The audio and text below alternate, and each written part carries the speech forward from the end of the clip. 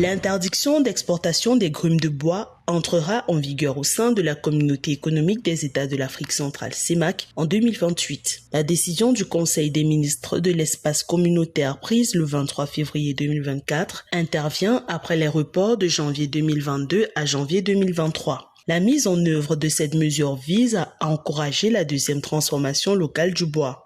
La promotion de l'industrie sylvicole en Afrique centrale doit être applicable par tous les pays membres de la CEMAC, progressivement dès le 1er janvier 2025.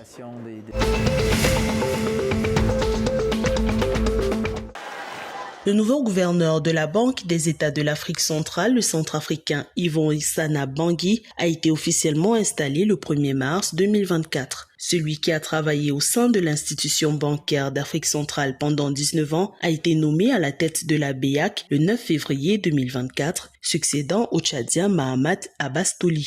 L'un de ses principaux défis à son nouveau poste sera la lutte contre la poussée inflationniste dans la sous-région. Au cours des 2 dernières années, la BEAC a durci sa politique monétaire dans le but de restreindre l'accès au crédit.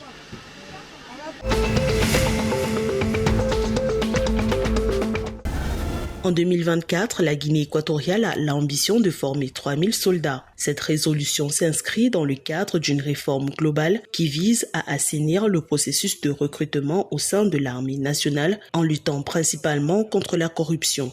Dès le 29 février 2024, le gouvernement équato-guinéen a prescrit le passage de la durée de la formation militaire de 6 mois à 12 mois. L'objectif est de disposer d'une armée composée de soldats réunissant toutes les conditions physiques et psychologiques pour répondre à toute menace contre la sécurité nationale.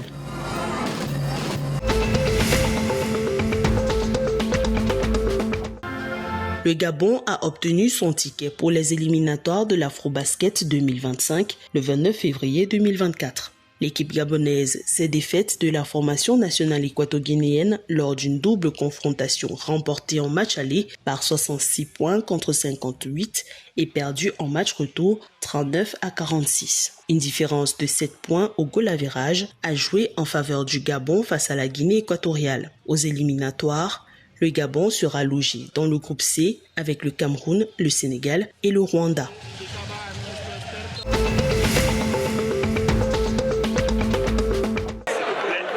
Les play-offs du championnat de football de la République démocratique du Congo, l'INAFOOT, ont démarré le 2 mars 2024. 8 clubs au total sont engagés dans cette phase de la compétition. Les play-offs sont déterminants pour les qualifications aux compétitions interclubs de la Confédération africaine de football et le titre de champion de la RDC. La Ligue de football professionnelle congolaise a révélé que les 2 premiers se qualifieront pour la Ligue des champions, tandis que le 3e ira en Coupe de la Confédération. Par ailleurs, le vainqueur de la Coupe du Congo sera le 4e représentant du pays en Coupe de la CAF, en accord avec l'article 14 du règlement du championnat.